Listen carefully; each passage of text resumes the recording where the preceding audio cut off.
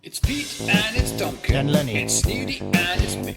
We're joined by guests, past and rock and kick, volunteers everywhere. We applaud. Holy moly! It's the Cob Pod. Oh, it is the Cob Pod. It's Wednesday, the 5th of February. Is it February already? Is it? Hello. Evening. Good It's evening. the 5th of February. No, we're up in the Braemar room. We've got Duncan.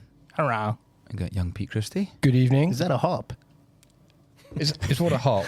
We've Your, got your this. new microphone stand. Oh, yeah. Yeah, we've got some new kit that you managed to twang. I'll play you a tune later Yeah. if you're lucky. That might be our new sound effect. I would not be surprised if Pete could play a harp. Yeah, and and Lunny's Thanks, I Lunny's think. here as well. Hello, everyone. How are you, pal? Yeah, I'm very good, thanks. Now we're here after instead of doing a bit of training and coaching, there was and touch tonight. There was instead a bit of a coaches get together. Did you get the reception you wanted from it, Lunny? Oh, it depends what everyone says when they've walked away. But I heard you told them off like well, a principal. It was a little bit like that. So it's just been an odd season. I said it, I'll just brace it, but I've had 4 or 5 years at this youth and girls chairman piece, and at least once a season I've had to write to an opposing chairman and talk about various coaches' misbehaviour on the sideline. You know, it's fine. I then put a note out to everyone in the club reminding them of their responsibilities as parents and coaches and managers, sort of expectation of their behaviour, and off we go. But this season's just been an absolute shit show, to be honest. Really? It's I've lost refs because of coaches' behaviours. We've cited 2 clubs this season so far. I've written to 3 chairmans. And I just thought, well, look, see everyone in for a reset. What's community club rugby all about? Having fun, keeping lads playing, girls playing, growing the game, growing the player base, you know, playing competitive rugby, having really good coaching. So they had a bit of a slap on the bum, to be honest, to start with. But then we had it opened by Billy, who did a really nice sort of monologue for 5-10 minutes just about, you know, what Cobham rugby is to him, and he's been through it with his lad, and obviously now doing the seniors, and some of his coaching ethos. And we tailed it with Harry Green, who's doing a great job with the under-16s. He's had them for about 3 years, and he just came out with some tools and hints and tips on how do you rank your players, you know, how do you build confidence with your stakeholders, your parents, you know, how do you get selection right? And you don't get it right all the time, but he puts a lot into it, and he's got a good set of coaches with him who support him. So, you know, they saw the creme de la creme, I think, of how you could do it, and then we said, well, you don't have to do it quite so complex as this. But I think it was good. There were some good questions, good feedback. I think everyone enjoyed a bit of the reset. Just got to look ourselves in the mirror sometimes. And I said at the beginning, I'm no saint. I've been there shouting and screaming on the sidelines. It's only sort of lots of experience that gives you any wisdom and insight into what a twonk you were at one point. Hopefully not anymore. Whenever I talk to the kids talking back, or when I say I've you know, obviously getting on a bit now, I've never once in my life seen a referee turn around to somebody and go, oh, you know what, you're right. I'm going to change that because you said. Thanks. It just doesn't happen. So why even push the boundaries? You're not going to influence the referees, and the children are there to have fun. I agree, 100%. Totally. Yeah. So it was good. Right. It was good. Well attended. I was really grateful. It was really. It was excellent. I wonder what was going on. I walked in. Yeah, Wow. in the wrong Full place. room. Yeah. Brilliant. More for the AGM by about 50. So, And for those of the coaches out here listening that didn't make it, there was sandwiches, Yeah, and sausage rolls. sausage rolls. There's lots of brown food. Yeah, you've missed lovely. You've missed out. Well, there's lasagna downstairs, Mick. Come on. So just That was you. Was that was the me. harp? Sorry, that was the harp again. Would you like a twang? Yep, go on. Excellent. It's a deep twang. That's how they found the noise like- for the Star Wars gun. The guy went around and he hit a cable and it made the Star Wars gun noise. Mick's hamstrings make that same noise. Absolutely, yeah. Hey, there's a wee knock at the door. Shall I have a look What's that? at the mystery guest? Let's have a look. In you come. Whoa. Plonk these on, there he please. Mr. Harvey Thorneycroft. Yes. Good evening. How are Good you? evening. Very well, thank you. Excellent. And for those that don't know Harvey, who you are, who are you, and where did you come from? Well, I've been here for 10 years. I joined when I saw Billy Davidson at the Fair Mile having a pint about 10 years ago. Even though Old Cranleans is about 300 metres from where I live, I've been here for 10 years. I'm very loyal. But before that, I was at Northampton Saints for 13 years, which is where I grew up.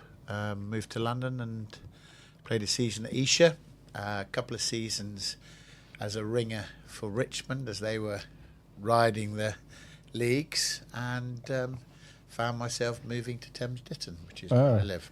But Harvey, when you were at Northampton, I read something like 260 odd games. Is that right? Yep, absolutely. That's a long time. And you're an ambassador now. Yeah, I'm on the benevolent fund, so I look after the fund that helps players when they fall upon tough times, or not just players. Actually, we look at the members of staff as well, and it's really well put together in conjunction with the foundation and the CEO of Northampton Saints, and I'm very proud to be involved. I didn't want to be involved in rugby, but I'm quite happy to be involved when it's helping players and the welfare of players. Right. It's good to hear. Excellent. I was having a nosy on the internet, Harvey. Googled your name and keep that to I was yourself. quite shocked. I was quite shocked at one point. There's a photograph of you playing football, the round ball game. But I have to say, I think it was in quite a good course, the Leon Barwell. Yeah, the Leon Barwell. So he was a boy I was at school with. The man that founded, well, I say founded the club, but that's wrong. The club was founded in 1880, Northampton Saints.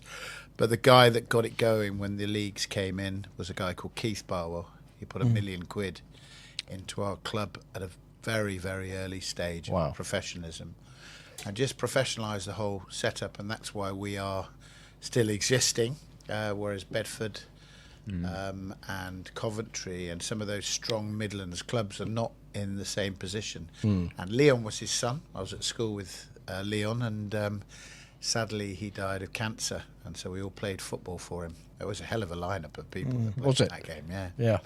Yeah. All for a good cause at the Cobblers, which is the football team of Northampton. Right. Too much talk about that Midlands town. You don't sound very northern. I'm not northern because Northampton is in the Midlands.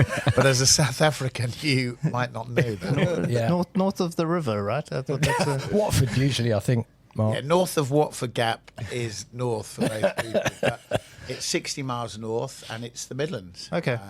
So we are not north. okay. But to me, you are. But if I spoke with a Northampton accent, I'll speak a bit like that. A bit like Sean Dyche. Very good. You get picked up, didn't you? When you were because you played for England A for a while. Yeah. Were you picked up when you were at Saints, or what was the process? No, so I left school at 18, and I was very lucky. I was playing a really good standard football, and someone just said to me, "Come down and play for the youth team," because I was quite a good sprinter and I was quite big at that point.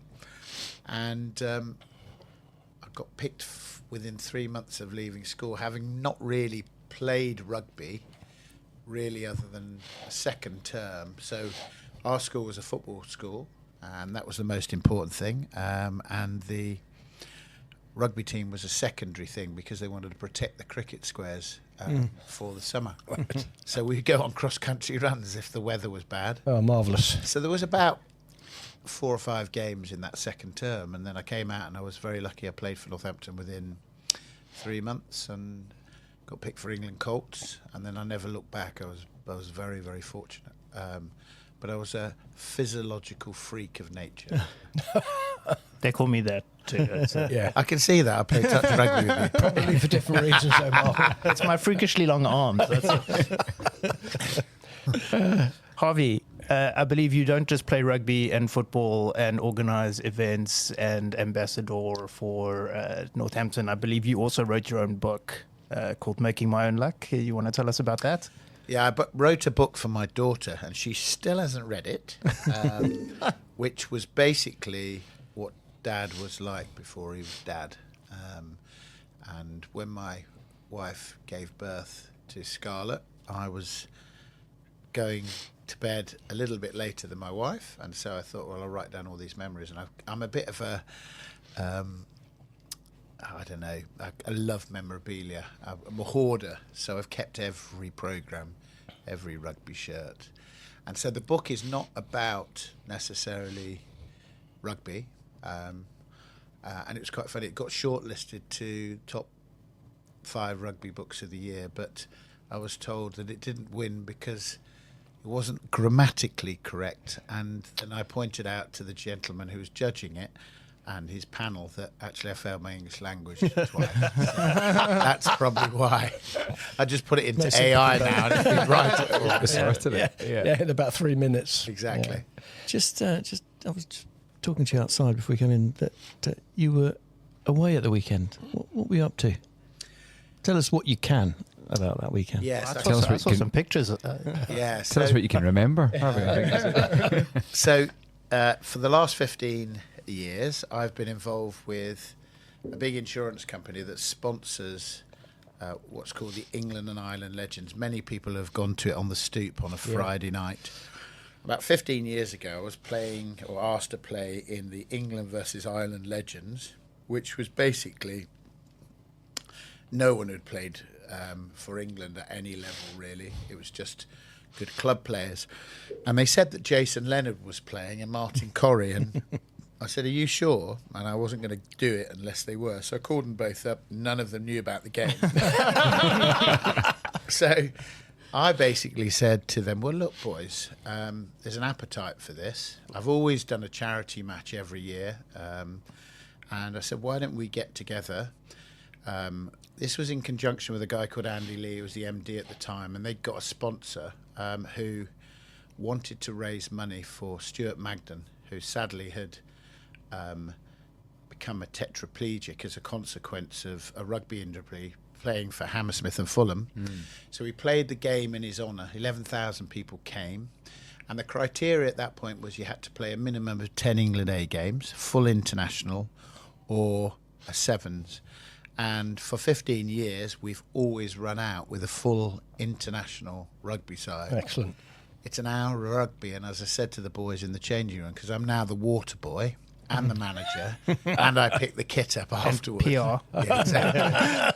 I said, boys, it's an hour of rugby, and in my pocket, and I literally I've got these tags that says England Ireland Legends. So from the moment they get off the pitch, it's worth about £20,000 worth of drinking.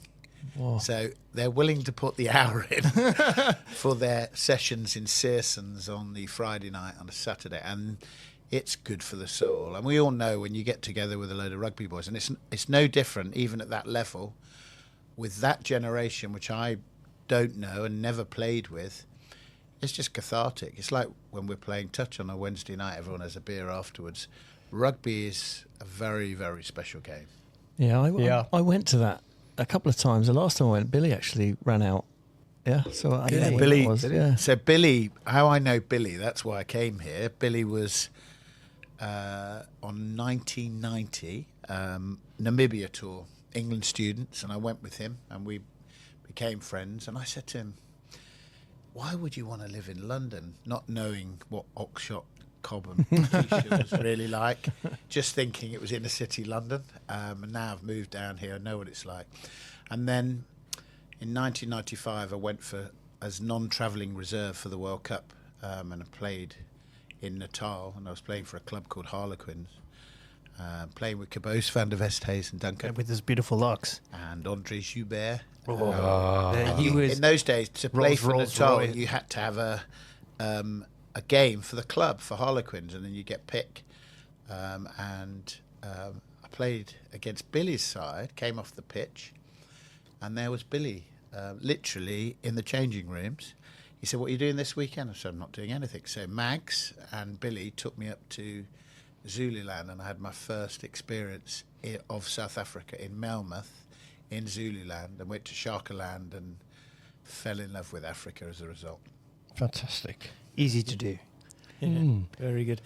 Now, let me ask you another question, if I may.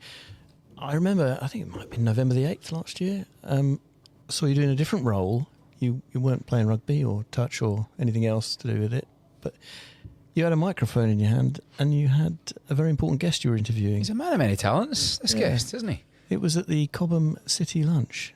Tell us about that. Not many can remember. I'm referring to you, Mick, because I think that was a dream come true for you. I mean, it's a dream come true for me. Yeah. But we had the Lion King. I mean, the man who's played for the Lions, who's coached more Lions tours, that is the most humble, down-to-earth, articulate human being, Surya McGeechan. And to be honest, I thought when everyone was getting stuck into it in the 2 or 3 hours beforehand and the starter, I thought this was going to be a shit show. Oh, no, that's pretty standard each year. That's exactly how everyone just is nice and calm by the time the speaker comes on. Fully I've never been so nervous. I've interviewed many people. But I thought that, what have I brought my old coach to? And when he stood up, you couldn't hear a pin. Oh, you couldn't. It was apart from the gentleman who I also introduced to, who got stuck into a few and seemed to be very vocal at all points during the speech. Listen, we won't mention him by name, but Dave Stewart's a great guy. But there was a fantastic moment, and you very kindly tapped me in the shoulder and said, "Right, Scottish guy, come and speak to geeks." And it was just amazing. It's actually amazing watching the two of you. There was a good energy between the two. You're obviously quite good pals. Oh yeah, I mean, so I'd been at the club since 1987. When Geach arrived in '95, when arguably was say 8 years at club, they were probably looking to bring in new blood. Sure. But he didn't want to do that. He saw the potential in me, and I ended up leaving in 2001. In fact, we spoke about this at the time. They wouldn't give me a contract in my last year. They'd give me a testimonial. Yeah. But they put me on a ridiculous sum of money to play a game, and then there was a top 3 bonus if you were to win and be in the top 3. So a win bonus and a top 3 bonus plus a match fee. And I ended up playing 15 games that season because Northampton were in everything. And funnily enough, about 3 weeks ago, we had a reunion of our 2000 team on LinkedIn. Yep. And it was amazing. We just got back. People were like Freddie Mendes, if you remember him, had come over from Argentina. We got Pat Lamb, Matt Dawson, Paul Grayson, Ali Heifer coaches Exeter. There was some Tim Rodber, who was our captain, our spiritual captain. And the person that kept that all together, to go back to your original point, was Surya McGeechan. And he was revered. And it was quite funny because boys will be boys. I remember having a party at my house and he turned up. First hour, everyone was behaving themselves. And then when he left, everyone went through the spirits cupboard. And my neighbour had about 20 bottles of spirit up over when they threw bottles over. So they knew when he walked in, like he says, and he always talks about the Lions. And I imagine, we have this feeling at any level in rugby, but if you've played for the ultimate, which is the British and Irish Lions, for anyone in this part of the world, when they look at each other, they know the tour that they've been on, they know what they've been through, and they respect him amongst all others. And for that reason, I brought him to the club and I wanted him to feel comfortable. He travelled all the way down, he's in his 70s now, and the club treated him absolutely brilliantly, and I was so proud to be able to interview him in the place that I've been here for 10 years. Yeah, it's lovely. It was. That's a bit of a segue into your next interviewing job, which I think has just been announced November the 8th this year. Another Northampton legend. More a legend than a legend this time. Is our guest at the next City Lunch. Yeah, so not everyone will universally love Chris Ashton. I have huge respect for him. An ex-winger, he was the ultimate poacher finisher. Yeah. And I think it will be really interesting. It'll be very, very different. He's played rugby league. He's played for lots of clubs. I think he's still the Premiership highest try scorer. Is he really? Yeah, he is. Yeah. Yeah. And he is Northern. He is probably, Northern, he's, actually. he's proper Northern. He's from Wigan, right? Yes, from Wigan. Yeah. Probably all he's got going for him. Hopefully he's not listening to this because he'll probably refuse the job. But no, I mean, as an ultimate professional, and there was a number of options of people to go for, which I won't name, but he would be my choice because there isn't anyone who has probably been misunderstood as a player because he didn't get as many caps as he should have been. Great shout. But he was misunderstood because people didn't really know how to play with him. And when you're a genius, when you're you have the ability, like Gregor Townsend. You play with Gregor Townsend, he put balls in places that if we had thought 2 or 3 seconds quicker, we would have got to those balls. They were brilliant balls. We just didn't have the ability to get in those positions. And that was the sort of player he was. He was just the most intuitive finisher of tries. And you think he played way into his late 30s. He could still play now. I mean, all of those... What's he doing on Friday night? And Can he playing prop? for St Albans in a bar. Okay. Great. No. Have we got the date for that, Lunny, again? Yeah, sorry? November the 7th. I think it is 7th. It was the 8th last year. I think it's the 7th this year. Is it the same location? Yes. Yeah, we I'm always sure have will it there. be, Oh, that's Yeah. great. So get It's in your great. diaries. Lovely, Get in your lovely. diaries. It's just perfect. The best thing is that as soon as you go down there, your phone loses signal and you are forced to be present. And It was brilliant. It's so the 7th, I think. Yeah, I'm pretty I sure. think what was brilliant about that, I came back from that with Pete Harrison and Yeah. some Not of our Jeff. coaching. And we went to the Running Mare, and I went in there, and there was a number of lads that I'd coached Oh, great. in different guises, and they were all at the bar, and it was just fantastic. It was Nice. And I never thought Cobham was like that. I'm going to be really honest. Up until I got to COVID, I thought this club was quite corporate because it was like you're just minis. I had no idea of the vet structure. I come here because of Billy, and then I realised during COVID how much I needed a rugby club, and I needed people around me. It's brilliant playing touch rugby, and then meeting You've had- Notta. You've you had a know. couple of run-outs for the vets. I have. No, I haven't. I've run in the Notta game, I think. You've run in the Notta game, and I think you did a Boxing Day game, didn't you? But you've done 2 Notta games, I know. Yeah. I've done 2 Nottas. Yeah. In fact, it was really weird. I came to the Notta game to obviously celebrate his life, but also a mate of mine also passed away, and I don't know anyone, but in Northamptonshire, this guy bred deer. Well, there's not many people breed deer. As I'm coming down the road from Esher to Cobham, you never see this on the Portsmouth Road. A stag runs out into the middle of the road and stops. I had to put my brakes on, and I took that as a signal that I should play in the game.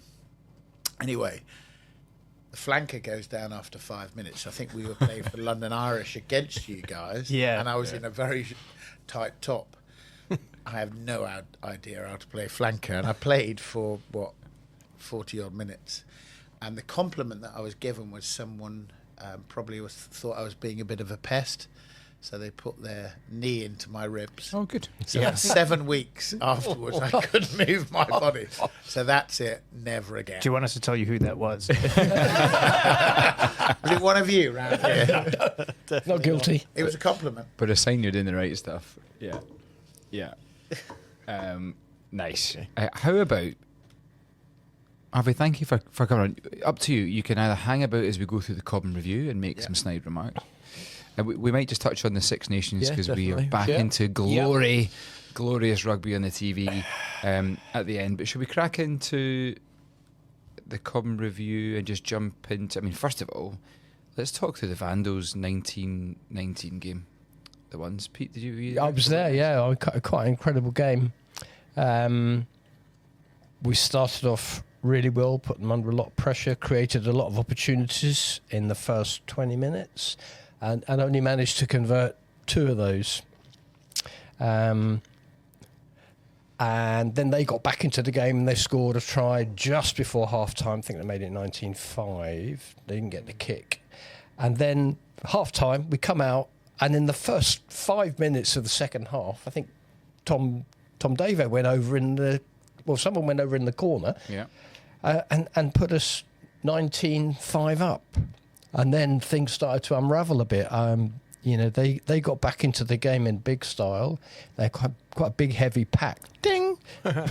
which we thought might be an advantage on the heavy ground. Last 20 minutes, you think that's got to work in your favour. Sure. Completely the opposite happened. I mean, they had us under the cosh for the last 20 minutes, battering away at the line, and they kept knocking the ball on, forward passes, passing into touch. And we thought, fingers crossed, we might just hang on, but it wasn't to be. Yeah. I mean, they got the try they deserved. 19 all. And if I'm honest, I think we were slightly lucky to get away with the draw. I was going to ask. All right. Yeah. Okay. But anyway, here, a point. A point. 2 points. 2 points. 2 points. 2 points for a draw. Yeah. Otherwise, you could lose a game and get 2 points.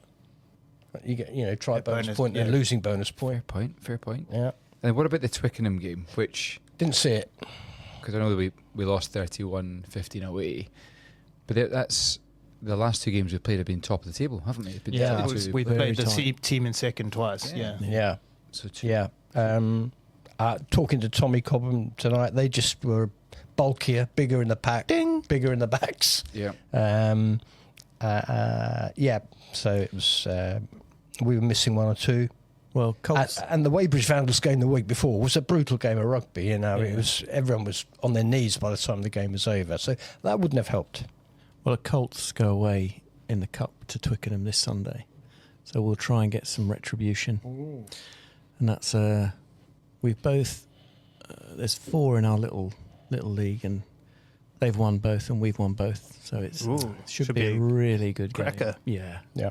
But away at their club. Looking Nice. forward to it. I've got a quote from one of the ones players here. It says, may not have been the result we wanted today, lads, but there is no other club or shirt I'd rather play for. This season is far from over, and I know all of you will not give up since the easy route has disappeared. Enjoy your night. Brilliant. Rest week. I'm going to sleep in my shirt tonight. Yeah. Why not? And then the 2s. Oh, this game. So You playing this? I didn't play in this one, but Meltz was desperately looking for players in Where did you hide? In the vets group, and I think we contributed Sefik, Hutch, and Fake Murph. Yep. Dominic, who's Andrew Murph's twin, but it looks a little more like Murph than actual Murph. But Fake Murph, he played full 70 minutes in the front row. Massive win, 65-19. Yeah, 9 tries. Yeah. 9. Yeah, I mean, there was a bit of a write-up. We actually had a match report from the coach. With one sub, so 16 players, and they were down to 14 for 10 minutes as well. So, excellent result. I love hearing that result because, I mean, I used to do senior fixtures here, and Vince Hart, who I'd known for years because he's the fixture secretary at Twickenham, Teddington, he pinged me midweek and said, Meltz is really usually quite good at getting back to me. And I saw him down there on the Wednesday. He said, yeah, I'm struggling for numbers. I'll get back to Vince.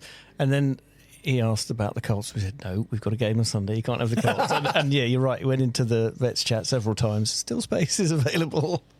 So it's a cracking win, having scraped that side together. They had said that their front 5 were all front row forwards. So the 2 second row. That's what we're talking about. Salas don't win scrums. That's brilliant. There is written here a special mention to Cam Allenby and Hugh Kennedy for scoring their first senior tries for Cobham. Well, That's fantastic. Well done. And Scott and Ben making their debuts and taking Teddington apart with their power and speed. Yeah, it looked like a good mix of a team, and that's what I like about the 2s is that it's you've got some experience, you've got some youth, and everybody's either finding their way or leading the way, and I think that it suits everybody really.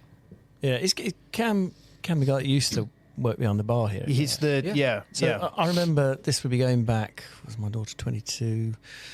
About 8 years ago, and Sunday afternoons were for girls only really at that point in time because everything else was done and dusted. It's a bit different nowadays, but Cam was always at the club. He'd always run touch or be ball boy or just, I never knew if he ever went home. Well, until he was able to go to seniors training, he would come on Wednesday night and come run around with us. Wow. And gas us. Yeah. Good lad. Yeah. And Is he a Tommy Cobham in waiting? Yeah, could be.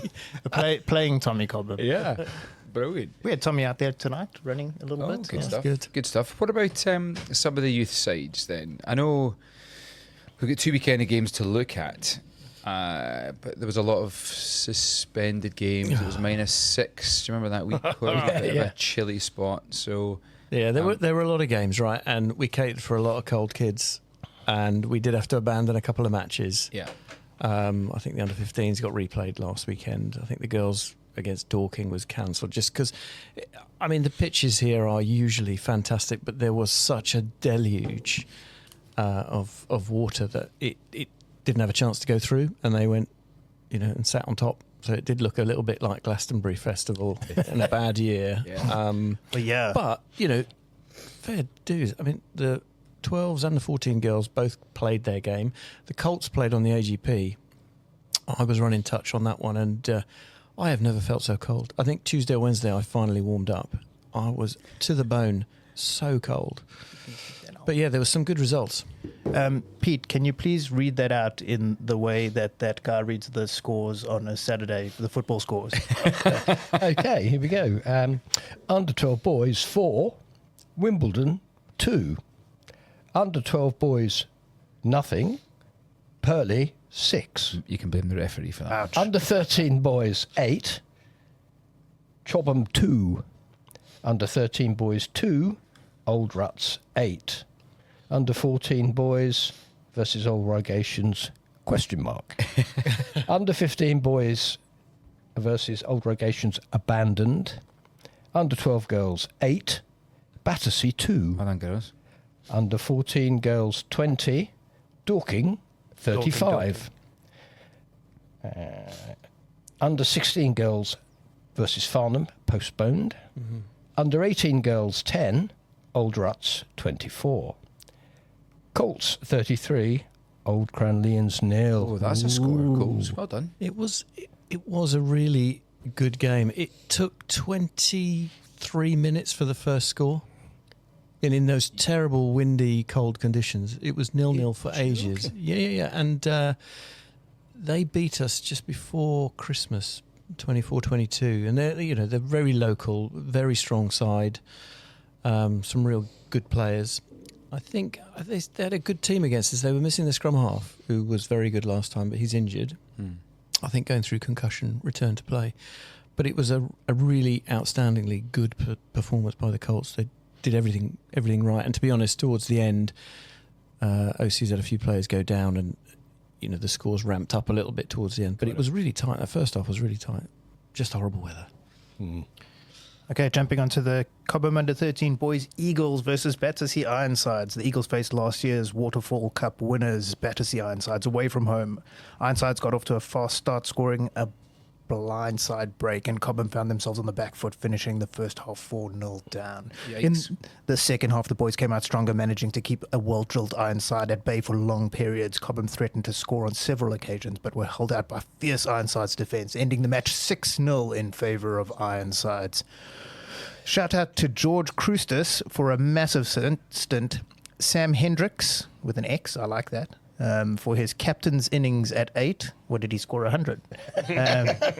Nick Pederos and Liam Murphy for showing real intent with the ball in hand, and Rafi Craddock for making huge yards on the wing. Henry Kingsnorth also had an impressive and unplanned debut at scrum half. Okay. Last unplanned debut. Favourite sort of scrum half. Absolutely. I mean, favourite sort. it's about just being on the pitch, right? It's a team sport. Lastly, get well soon to Jamie Briggs, who took an unfortunate knock to the head and will be supporting from the sidelines for a few weeks. Get like Return to play. yeah. Good luck, Jimmy. Nice. I can take you through the other under-13s game. Griffins, yeah? The Griffins. They played Teddington, Waterfall Cup round 3. The Griffins took on Teddington away, a massive challenge, given Teddington's big wins in the first 2 poll games. Cobham dealt with the first blow with Sam Whites collecting turnover ball and breaking away from the halfway line for an impressive score. Sounds good. The pitch became heavy underfoot, of course. Teddington's forwards became more dominant, preventing some great attacking opportunities for Cobham. Big defensive shifts from Colin Wolfe, George Lewis in the Cobham pack, along with dominant carries from William Bootsy, leader. I'd like to know more about that. Helped keep the scores level at half-time. Cobham started the second half positively with strong clearing out from Bastien Villasante and defensive efforts by inside backs Harry Holloway and Lincoln Lewis. Centres Oscar Wilcox and Hugo Rickarink linked well with great support from wing George Wiltshire. Despite some thundering crash ball from Franek Kamansky, new to Cobham and rugby this season, Hello, Frank. welcome, Teddington's fresh legs proved just too challenging, leading to a 4-1 win for Teddington. Under 14 boys match report. Sneedy voice note, apparently. Lunny here, the under 14 Tigers hooker, after a closely fought 26-15 win against Guildford in the under 14 Waterfall Cup, top tier. So Barney, how did you enjoy the game today? Yeah, I mean, it was a really great game, to be honest. It was very competitive and against a really good Guildford side, and it ended up in a close scoring game. Yeah. What do you think we did well today? Well, our line speed was very good. I think we closed Guildford down pretty well. And then we were good at resetting the line after non-dominant tackles. That was quite good. We also had a number of good tries. Sean scored the first off an 8 pick and go, and then Josh Andreas scored another from a blocker pattern, which was nicely worked. And then Jacob scored from a just great build of phases, and Oscar Emmett scored the final try to put us ahead. Excellent. So what do you think we can work on for next week? Well, I think our receiving of kickoffs can definitely do with some work, and continue to work on our line out because it can definitely get better. Excellent. Well, good luck for next week against the current Waterfall Cup champions, Wimbledon Warriors. And who do you think is going to win the Super Bowl? I think it's got to be Eagles. Kansas. I mean, Mahomes and Kelsey are just unbelievable. So, yeah. Excellent. Branching out there. Yeah, Branching out good into a report, different sport. Good report. Yeah. So, under 15 boys versus old Regations. Under 15B, Tier 2 Queen's Cup. So after last Saturday's game was abandoned due to the biblical weather conditions, Cobham under 15 boys A side hosted Old Reigation under 15B again. Knowing that they're one of the strongest under 15 clubs in Surrey, we anticipate a tough battle, and that's what it was. The short version, I love that. The short version, we won 21-19. Nice. The longer version, no escape. The longer version, we lost 2 players to injury in the warm-up, and another 2, including Ben Williamson, with a broken shoulder in the first 15 minutes. So, Ben, get well soon, please. Get well, Ben. We went down 14-0 early on, but Old Regations had a player sent off. Sent off, red card, yeah.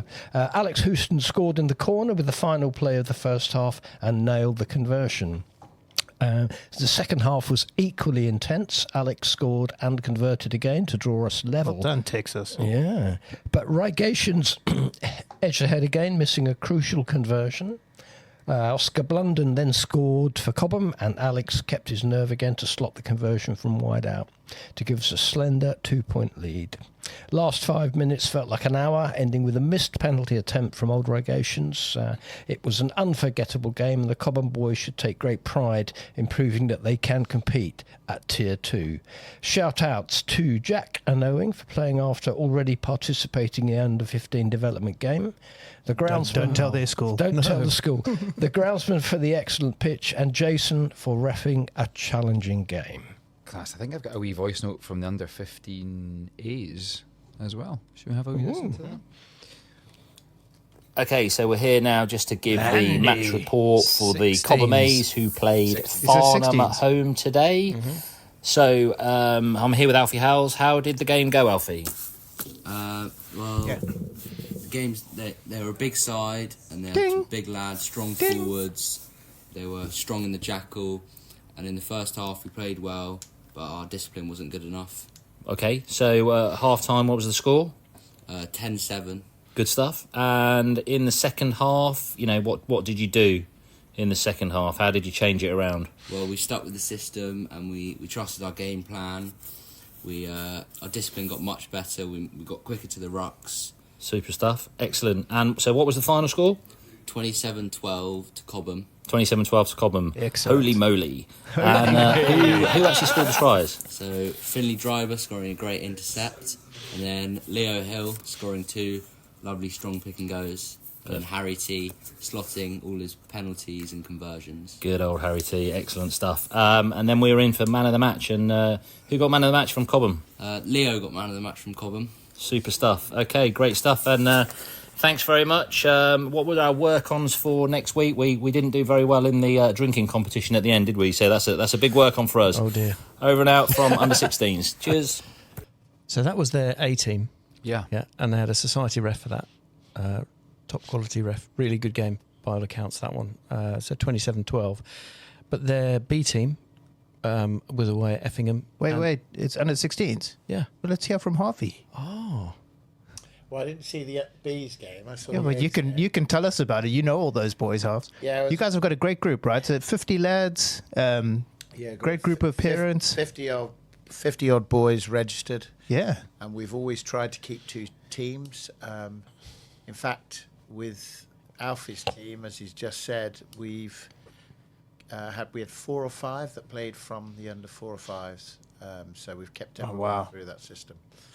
It's been really, really hard, but we've got 7 or 8 coaches. We've got a brilliant coach in Harry Green, so it's fantastic. And our Bs just lost 19-13. I think they had 3 players went down very early on, but they played very, very well. And unfortunately got pipped at the post at the end at Effingham. I might have a voice note from the kid. I think I do. Let's have a look. So we're here to talk about the Cobham under-16 B team performance against Effingham and Leatherhead today, and I'm with Ben Sullivan. Ben, how did the game go? I thought we played with some good intensity throughout the game. It was a slow start, but particularly into the second half, we pushed them back and we had some really good drives up the pitch. We're unfortunate not to win, but we were unclinical in the final 22, and eventually that's what's going to give the game away.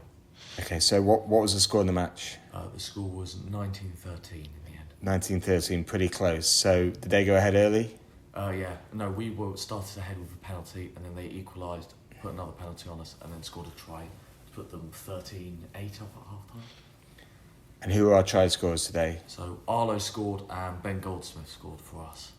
Okay, so a close but narrow defeat. What were your lessons and takeaways from the game? Just to be more clinical in the final 22 and not to always play the risky moves and set with our structure. Brilliant. Intensity right from the start. Brilliant, thanks, and good luck next week. Cracking, well done. That's Yeah, brilliant. good media trained, aren't they? All of our kids. they are. It's important. It's important. Clearly. Yeah. And then Lunny the Colts. Yeah, so it wasn't a cup weekend. So those boys that haven't had many minutes in the cup games, we started them and gave them as many minutes as we could. I think we only had about 18 players in the end. I think one dropped out in the morning, so maybe 17 or 18. But Reading Abbey came over, so one of the 3 Reading sides. And we played them. We went there, probably under 14s, under 15s, so they owed us a fixture. And they came and gave us a friendly. And I did feel for them a little bit because they had 14. Well, they had 13 at the start because one of them had gone to Chobham. So that must happen every couple of weeks, man. I know. We've had teams turn up here. Yeah. I'm meant sure to we go have. to I've had refs turn up here and say, "Are you sure you're going to be here?" So yeah, but he came here before kick-off. So what we did was we just matched their numbers. So we played most of the game 14, so we just dropped a winger. They did have an injury towards the end, so it's 13 all. Great. And we scored, then they scored, and I thought, "Oh, this is going to be good," And they were pretty physical. They were a good side. But when you don't have subs, it's a bit hard. And the score was 63-7 or something like that. But the last Played in the right spirit. Well, it wasn't. What I'm trying to say is, it was a bit of a run in the last 5 or 6 minutes. It was like kick-off score. It was like, come on, and they were going, ref, can we blow up? We're like, blow up, ref.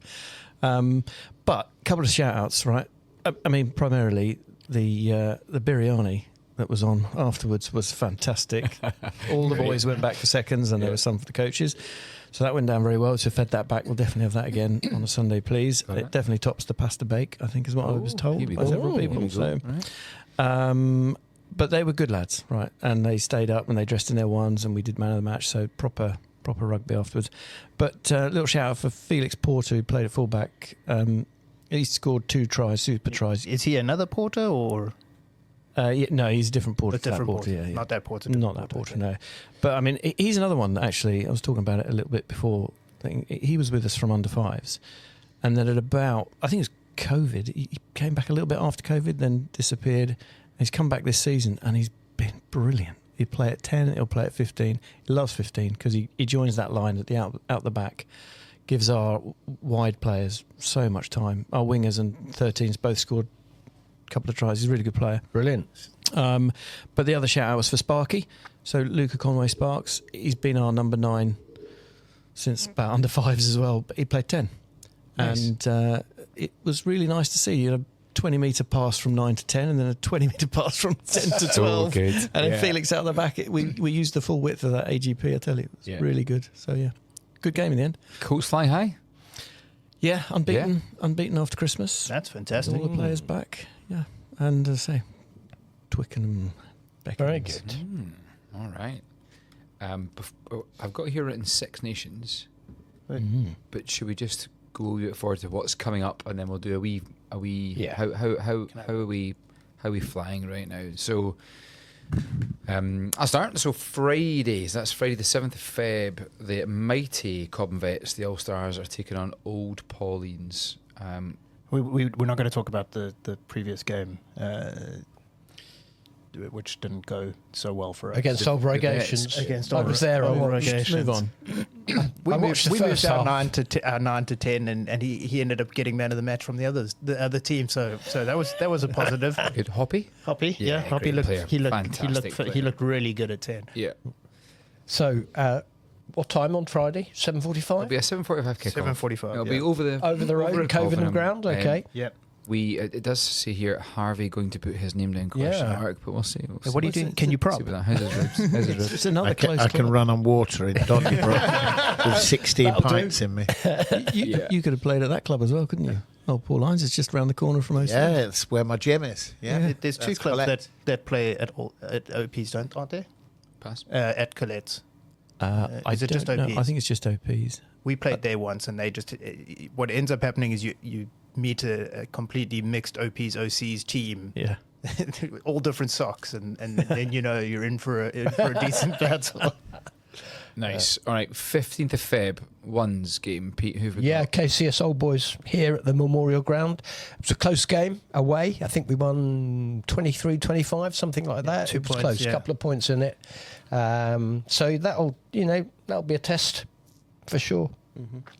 And then on the 8th of March, the Braemar All-Stars have our AGM, and it's also on that day that the Old Surbiton's former players have their lunch, and that will be well attended. Yeah, I must get into that. I saw Francie on the train on the way home. He said, "You come in," and I was like, I sent out a WhatsApp to 35 people. Yeah. I've already got 22 confirmed. Nice. That's good. That was this morning. So, yeah, get in quick if you want to come to that.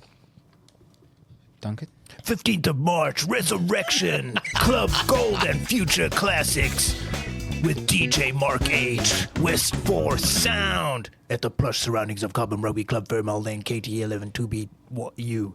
Saturday the 15th of March. This is the caretakers event. So Simon's organised this, and he really wants everyone to come down and enjoy a night of making shapes. Is that what the kids say these days? That's what the kids say. Perhaps. Yeah. I did notice, Mark, a little dig in the our WhatsApp group this morning about his win in the quiz, you know. Oh, yeah. We just mentioned a question mark. Dubious. Oh. Yeah. Just slight doubt. Questionable, No one's counting. But yes, there are online tickets or at the door, limited tickets at the door. But feel free to get in touch. 15th of March, 8 p.m. till late. Keep going. Keep going. Wait, I've lost my place. Mini festivals this weekend. Yes. Good luck to all the boys and girls out there. Is that home and away? Yeah, it will be. It'll be Yeah. that triangular piece. So there'll be hundreds of kids here on Sunday morning, and then I think there's some more cup games. I think with 4 or 5 cup games in the afternoon. Yeah. Here. And I've got to kind of do a wee shameless plug to the under 12s, our wee squad who we plonked ourselves in the middle league, and we've been getting a bit of a battering against just some bigger teams. Ding. And the clubs that we've reached out and spoken to just to set some expectations. If they would heed those requests, that'd be very handy, because we've got a group of, I must say, brilliant kids who just want to enjoy a game, and it's not been enjoyable for the last few games. So we'll have a wee think about how we do that. Well, good luck. Yeah. Long lunch, Sunday 9th of March. So that is also coming up. There was some terrific PR in the vets group for it from Ollie. That was excellent. Ollie has made every single vet very, very, very proud of him, and you know it should be an excellent day out. So if you want to get in touch, just there should be an event on Spond. Otherwise, just speak to Ollie or to any of the senior players, and we can point you in the right direction. But the long lunch is on Sunday, the 9th of March at a French restaurant in Hampton Court. Great. Now we've got some news about the pod. Yeah, we have. And we sent some messages out to various people to say we started this as a bit of a hobby. Should we see if this works so we can get into the ears of some of the kids and some of the parents? And then a wonderful chap called Mark Marieve made it happen by buying some kit. And I'm delighted to say that we've shuggled some tins and reached around the back of the sofa. And we'd just like to say thank you to everyone who's donated. Quite a few of the vets. I think the rugby club put a couple of £100 in. The Braemar Allstars put £100 in. Great. And here we're sat here with many microphones. Yeah. Lovely. Listen, producing mixing desk. Yeah. Producing questionable content. 2 harps. Yeah. Star Wars sounds. It's wonderful. So a sincere thank you to all of those who've helped out and make this Indeed, thank you. possible. Yes, thanks very much. Now that's due to be us, but it is the first week of the Six Nations, and I'm going to point to Harvey and ask you your overall thoughts of because you're England-y, of England in the first week. How did they get on? I mean, to go to the Aviva Stadium is really difficult, and to go against a side which is arguably in the top 3 in the world, has probably underperformed at the highest level, is really difficult to do. So I thought England were magnificent that first half.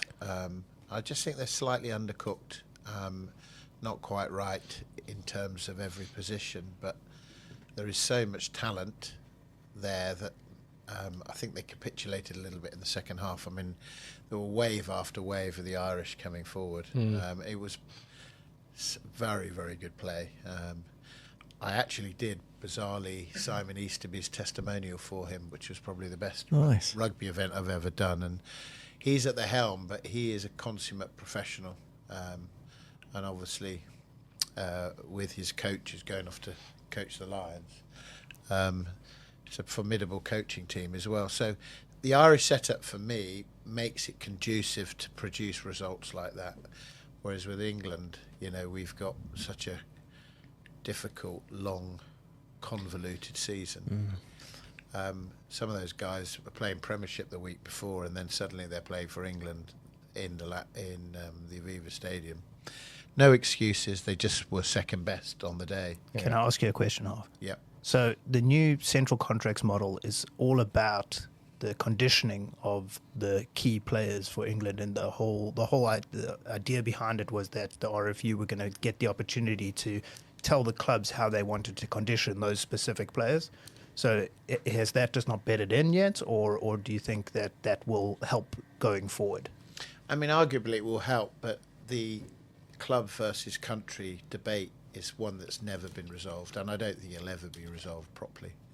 When you think about the best models in the world, Ireland's a brilliant model. You know, the schools feed the provinces of those academies are brilliant, absolutely brilliant.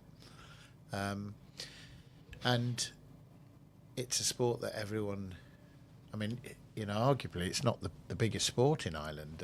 You've got the Gaelic. GAA, yeah. Mm-hmm. It's just amazing to see the transitions, because we would their Kiwis are quite good though. Yeah, absolutely. JGP and James Lowe play. Yeah, we're talking about the Six Nations, aren't we, at the moment? I know, but I'm saying that the two players that really stood out for Ireland were both Kiwis. Well, James Lowe, I think, is arguably one of the best players in the world. I'm with you. You've got to tackle him on the edge. That's two missed tackles. I mean, two offloads. Mitchell missed a tackle. Was it Tommy Freeman missed a tackle on it? Yeah. I mean, and then he went through the middle. I mean, he created opportunities. I mean, it's a marginal game at that level. And I mean, he sliced a couple off his boot, but he kicks it a mile. He kicks a mile, and I wouldn't want to be playing against him. And he looked like he was up for it. I mean, as a winger, I look at back play and the patterns, and I think he's just brilliant, absolutely brilliant. They do have some good Kiwis. You mentioned Mitchell, and the one stat that really stood out to me, and I mean, this seems like a little bit of a nonsense stat, but Jamison Gibson Park had 2 dominant tackles, and Mitchell was falling off, and that was, to me, like, it just showed the difference between the Gibson Park had 2 dominant tackles. Correct. Yeah. Yeah. Go on, Mick. Tell us about Scotland. Just waiting. When will we see your likes again? Do you know what? I don't know. Like, Italy are not a bad team. It was touch and go. It was touch and go for a moment. Italy are not a bad team. 19 You kick your points against indiscipline in the middle of the park in kicking range. You keep yourself at arm's length, and then you grab a breakaway try. I didn't think we were going to lose the game. I always thought we had a couple of tries, because Italy are still a 65-minute team. Still, I think. I was okay with that. I think Italy. I've said this before, not on the podcast, but the last couple of under-20s, like World Cup, they have beaten big teams. It feels South like Africa, it's coming. Beaten France, they've beaten England, and in the under-20s, they beat Scotland, didn't they? By convincingly, And they are on the brink of just finishing some stuff off, I think. Yeah, I feel like they're the senior team, the full Italy team. They feel like they're one World Cup cycle behind always. They've got such big lumps in their front. Their pack are just all massive. Their centres are massive, and it's just limoncello. You look at how delicious. And yes, I will actually. You consider, like, the game has changed somewhat, and you look, South Africa, we're playing tiny wingers, and people are getting smaller in the backs, and it's interesting that it evolves so quickly from having massive lumps to becoming more mobile, because there's now more space with the new interpretation of the kick law. So Italy, to me, whilst they're a fantastic team, I just feel like they've kind of taken a backward step by just having all of these massive lumps up front, and they're sort of, they've got two centres that would be great at England 12, but don't work as a centre pairing. That change to the law with kicking has made it's only a change to the interpretation. You now have to retire. You can't just stand there and wait. So I think it's made a massive difference. So no law change. But it's the not blocking. So what if you saw the players have to retire now. Correct. Yeah. Yeah. But the you saw everyone was blocking the opportunity, and now there's actually competition for the ball. It's just it would be great until 3 players in a row land in their necks, and then they'll revise it again. But it's fine. I heard something funny on one of the many rugby podcasts I listened to about the rule around it's the 9, I guess. Not touching the 9. Not touching. It doesn't have to be the scrum half. It could be whoever The is new the 9. DuPont rule. That's exactly it. And they did question whether DuPont asked for that rule to be put in so he can't get scragged. So France are being France. I've got written here, if Wales lose to Italy, I think that's a Saturday game. If Wales lose to Italy and then Georgia beat the Netherlands, Georgia go above Wales in the world rankings. They must have tumbled down. Let's have a relegation in the Six Nations. It was only 5 years ago that Wales won the Six Nations. 4 years ago? 4 years ago. 4. So, something is not. Yeah. Something's not. Something's gone badly wrong. Even though they've got some great players, just not there. Yeah. Any other bits? I've got a couple of bits actually. Go on, mate. Because last time we forgot to mention that Rory Penfold has now broken the try scoring record at the club. With 6 games to go. Yeah, he's hit 20 tries. The previous record was 19. So, wow. And Murph. Real Murph has played 100 times for the first 15. Oh, nice. That's great. Yeah. It was lovely. His family were down to watch that game. So, it was made a bit of an event of it. I'd like to just acknowledge also, as we were doing internationals, Finn Baxter running on again. Oh, yeah. And a few years ago when we had a minis end of season here at the club, he came to speak to our boys. And fresh-faced young man remembers his great time at Cobham. So to see him run out, just acknowledge the fact that he's as one of our own is brilliant. One of us. What a set of hands he's got. Yeah. For a prop. What a set of hands. Well, chaps, we're at the hour mark. I think we're there. Brilliant. Harvey, thanks very much for coming on. It's a pleasure. Thank you for inviting me. Telling us all about. I want to hear a wee bit more about some of the England A tours because I heard they were a bit spicy. Yeah, I don't think that's a podcast. I've got story after story. In fact, why don't I give you a copy of Making My Own Luck? Do you know what I have? Harvey, does your book have the secret to it? You have got the greatest disposition of anybody I've ever met in my entire life. You ever try tackling him? He's pointy. No, every bit of his pointy. But just always has a smile on his face, always has a moment to hear positive, always has a moment to listen to what you're saying, just open to everybody. And I'm a huge fan, Harves. Brought up well in Northampton. I mean, you can't get above yourself in Northampton. There you go. Yeah. Lunny, thanks very much. Yeah, thank you. Welcome. Thanks again for running today and grounding us all. That's okay. Yeah. The harpist? Pete. Yeah. Thanks, pal. Yeah. Looking forward to... we're a fortnight away now, aren't we, till the next one? We shall be. Yep. Yeah. Anyone want to talk about the Six Nations Fantasy League? I've not done it. Who's on top? Who's on top? I couldn't work out by the name. Who was it? Who? Me. I think I'm in the top. So then we wait. Excuse me, I'm doing the Premiership one. Yeah, right? but the problem with the Prem one is I missed a week. I missed a week, and then I threw my toys out the cart and I took my ball and went home. Who's top? Yes, but I haven't put in any predictions for the last 6 weeks. I got Well, that's not my problem. I got all the predictions right, but my team didn't necessarily perform particularly well. I was the only person that knew France were going to give Wales a proper thumping. Everyone else was like less than 30 points. I was like, I did. I think I did 25. 40. What was the final score in that game? 43-0. There's a chap in Wales who said he will run a mile for every point Wales lose by in the Six Nations, and he had to run 43 miles. Ouch! That's a proper ultra marathon. Let's save up and buy that chap some new knees. Yeah. And that's us. Thanks, gents. Goodbye. Thanks everyone for listening. Cheerio. Bye bye. Have a blast. Thank you. Rugby is the winner!